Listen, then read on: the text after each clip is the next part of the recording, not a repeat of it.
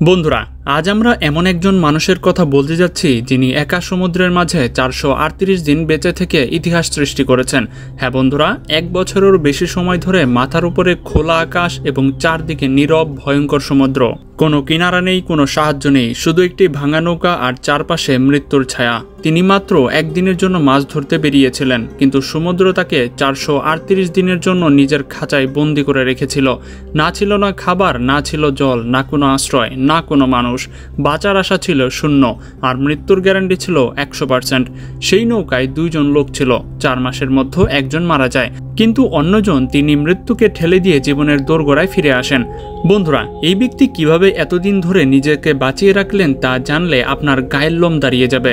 কিন্তু বন্ধুরা, ভিডিও শুরু করার আগে অবশ্যই আমাদের চ্যানেলটি এখনও যারা সাবস্ক্রাইব করেননি তারা দ্রুত সাবস্ক্রাইব করে দিন, কারণ এমনই সকল মজার ভিডিও আপনারা প্রতিদিন দেখতে পাবেন। সালটা ছিল 2012, তারিখ ছিল 18 নভেম্বর। মেক্সিকোর দক্ষিণ উপকূলে অবস্থিত একটি ছোট্ট শহর পিজি জাপানের সকাল ছিল শান্ত এবং স্বাভাবিক। সূর্য ধীরে ধীরে সমুদ্রের উপরে উঠছিল এবং সমুদ্রও শান্ত দেখাচ্ছিল। 36 বছর বয়সী জোস অ্যালভারেনগা মেক্সিকোর এই শহরে তার ছোট মেয়ের সাথে থাকতেন। তিনি এবং তার সঙ্গী 22 বছর বয়সী ইজিকিয়েল কর্দোবা দুইজনই পেশাদার জেলে ছিলেন। জোসের মাছ ধরার কয়েক বছরের অভিজ্ঞতা ছিল, কিন্তু ইজেকিয়েলের ততটা দক্ষতা ছিল না। সে সম্প্রতি এই কাজের জোসের সাথে যোগ দিয়েছিল। তাদের কাজ ছিল মাছ ধরা এবং বাজারে বিক্রি করে লাভ করা। গত কয়েকদিন ধরে তারা মাছের দাম ভালো পাচ্ছিল, কিন্তু বেশি মাছ ধরতে পারছিল না। তাই এবার তারা ঠিক করলেন তারা গভীর সমুদ্রে যাবে, যেখানে বড় আকারের মাছ পাওয়া যায়, যা ভালো দামে বিক্রি করা যায়। তাদের উদ্দেশ্য ছিল মাত্র একদিনের জন্য যাওয়া, কিন্তু জোস যখন যাত্রার জন্য প্রস্তুত হচ্ছিলেন তখন একজন অভিজ্ঞ জেলে তাকে থামিয়ে দেন। তারা বলে যে আজ যেও না, সমুদ্রের মেজাজ ভালো বলে মনে হচ্ছে না। কিন্তু জোস তার কথা হালকাভাবে নেয়। আমরা মাত্র কয়েক ঘন্টার মধ্যে ফিরে আসব, দ্রুত ধরব, দ্রুত বিক্রি করব এবং দ্রুত উপার্জন করব, এই বলে তারা বের হয়ে যায়। তারপর জোস এবং ইজেকিয়েল তাদের 7 মিটার লম্বা একটি নৌকায় বসে বেরিয়ে পড়েন, যাতে একটি একক ইঞ্জিন, একটি ছোট রেডিও, কিছু বরফ, মাছ রাখার বক্স এবং কিছু খাবার ছিল।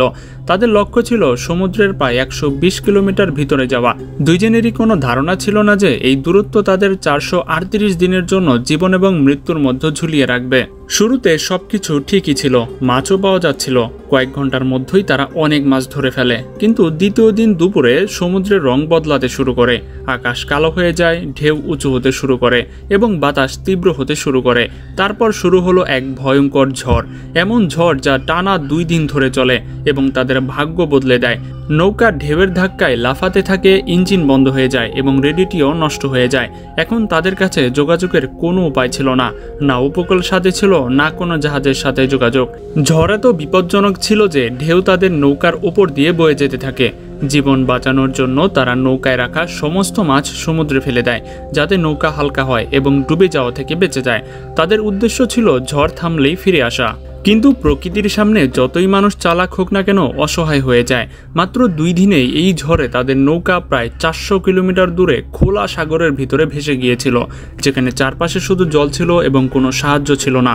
ঝড়ের পর সমুদ্র তো শান্ত হলো, কিন্তু তাদের জন্য আসল যুদ্ধ এখন শুরু হলো। খাবার শেষ হয়ে গিয়েছিল, পানি এবং জলও। এখন তাদের বেঁচে থাকার জন্য বৃষ্টির জল সংগ্রহ করতে হচ্ছিল, কখনো হাত দিয়ে, কখনো নৌকার কোনো কোণ থেকে। ক্ষুধা মেটানোর জন্য তাদেরকে সমুদ্রের ভাসমান পাখি, কচ্ছপ এবং মাঝে মাঝে মাছও ধরতে হয়েছিল, যা তারা কাঁচাই খেত। জোসের অভিজ্ঞতা ছিল, কিন্তু ইজেকিয়েলের শরীর ধীরে ধীরে দুর্বল হতে শুরু করলো। কিন্তু মানসিক এবং শারীরিকভাবে এত বড় যুদ্ধের জন্য প্রস্তুত ছিলেন না। তবুও 4 মাস ধরে সে জোসের সাথে প্রতিদিন লড়াই করে যায়। সে ক্ষুধার্ত ছিল, রোদে পড়ছিল, ঝড়ের সাথে লড়ছিল এবং আশায় বেঁচে ছিল। কিন্তু 4র্থ মাসের পর তার শরীরের হাল ছেড়ে দেয়। সে বারবার অসুস্থ হতে শুরু করে এবং ধীরে ধীরে কথা বলাও বন্ধ করে দেয়। জোস তার সঙ্গীকে বাঁচিয়ে রাখার জন্য সব চেষ্টা করে, কিন্তু এই সমুদ্রে কোনো ডাক্তার ছিল না, কোনো ওষুধ ছিল না, কোনো পথও ছিল না। তারপর একদিন ইজেকিয়েল চিরতরে শান্ত হয়ে যায়। জোসকে নিজেকেই তার শরীর সমুদ্রের হাতে তুলে দিতে হয়। তার সঙ্গী যে 4 মাস ধরে তার সাথে ছিল, সে এখন আর নেই। এখন জোস সম্পূর্ণ একা হয়ে গেছে। জোস জানতো না যে তার সামনে আরও 9 মাস বাকি আছে, যেখানে না কোনো কিনারা থাকবে, না কোনো পথ, না কোনো শব্দ, শুধু একটি নৌকা, ঢেউ, রোদ এবং তার বেঁচে থাকার জেদ। জোস এখন সম্পূর্ণ একা, এমন একটি নৌকায় আটকে আছে যা না কিনারা চিনত না দিক, আর তার চারপাশে ছিল মৃত্যুর চেয়েও নীরব নীল অতুল সমুদ্র। সেই সমুদ্র শুধু গভীরতা ছিল না, সে ছিল একজন শিকারী। সে তার চারপাশে প্রতিটি নিঃশ্বাসের উপর নজর রেখে বসেছিল। না কোনো শব্দ, না কোনো মানুষের মুখ, না কোনো আশা, শুধু ঢেউ ছিল, ঠান্ডা, নির্দয় এবং তাকে গিলে ফেলার জন্য উদ্গ্রীব। সময় যেন থেমে গিয়েছিল। প্রতিদিন, প্রতি মুহূর্তে জোসকে একটি অনুভূতি হচ্ছিল যে এই যুদ্ধ শুধু ক্ষুধা এবং তৃষ্ণার নয়, এই যুদ্ধ ছিল তার ভেতরের মানুষের অস্তিত্বের। সমুদ্র তার শরীর নয় বরং আত্মাকে শুষে নিতে চেয়েছিল। প্রতিদিন সকালে সে উঠত আর ভাবত আজ হয়তো শেষ দিন, আর প্রতি রাতে সে আকাশ দেখে ভাবত এই রাত কি আমার শেষ রাত। কিন্তু যখন সব আশা ভেঙে যাচ্ছিল তখন একটি জিনিস তাকে প্রতিদিন বাঁচিয়ে রেখেছিল, তার মেয়ের হাসি, তার চোখ, তার নিষ্পাপ কণ্ঠ। যখন জোসের আত্মা ক্লান্ত হয়ে যেত তখন সেই স্মৃতিগুলো তাকে ধরে রাখত, বলতো তুমি হারতে পারো না, তোমাকে বাঁচতে হবে আমার জন্য।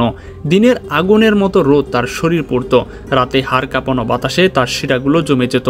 খাবারের নামে কিছুই ছিল না, পান করার জন্য শুধু দুর্গন্ধযুক্ত জল, আর স্বাদে ছিল এমন নীরবতা যা পাগল করে দিতে পারত।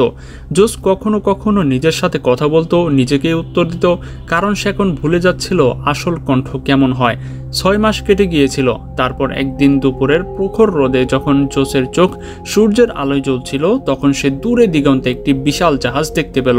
তার হৃদস্পন্দন বেড়ে গেল, যেন তার মধ্যে আবার প্রাণ ফিরে এসেছে। সে তার জামাকাপড় বাতাসে ওড়ালো, নৌকা নাড়ালো, চিৎকার করলো, যেন পুরো সমুদ্র তার আওয়াজের প্রতিধ্বনি হচ্ছিল। কিন্তু বাস্তবতা ছিল এই সমুদ্রের মতোই নির্দয়।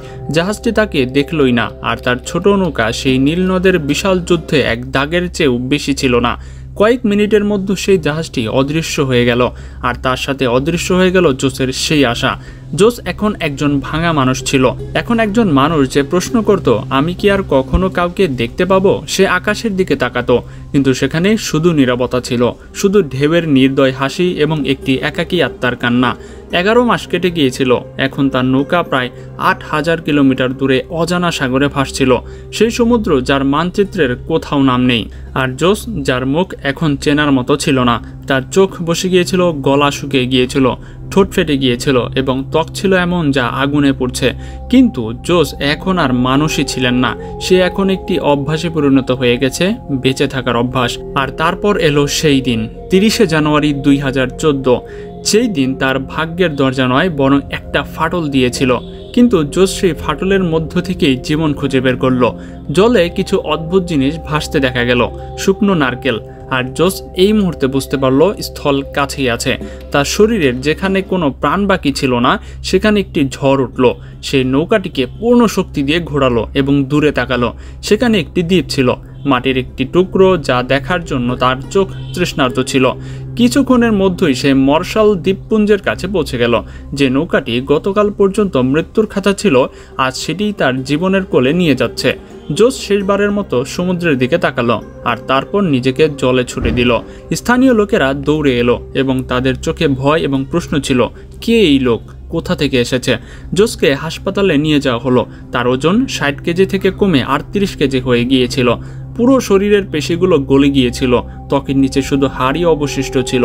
কিন্তু এটি শুধু তার চিকিৎসা ছিল না, এটি ছিল সেই মানুষের সাক্ষ্য যিনি 438 দিন সমুদ্রের আগুন এবং অশ্রুতে সাঁতার কেটে একটি কথা প্রমাণ করে দিয়েছে, যদি আপনি জোসের জায়গায় থাকতেন তাহলে কি আপনিও 438 দিন সেই নরকের সাথে লড়াই করতে পারতেন? আপনি কি জীবিত ফিরে আসার সাহস জোগাড় করতে পারতেন? তো বন্ধুরা, ধন্যবাদ আপনাদের সবাইকে যারা আজকের এই ভিডিওটি শেষ পর্যন্ত দেখেছেন। ভিডিওটি কেমন লেগেছে সেটা কিন্তু অবশ্যই আমাদেরকে কমেন্টে জানাবেন। তো দেখা হচ্ছে পরবর্তী পর্বে মজার কোন এপিসোড নিয়ে। আজকের মতো এখানেই বিদায়। আল্লাহ হাফেজ।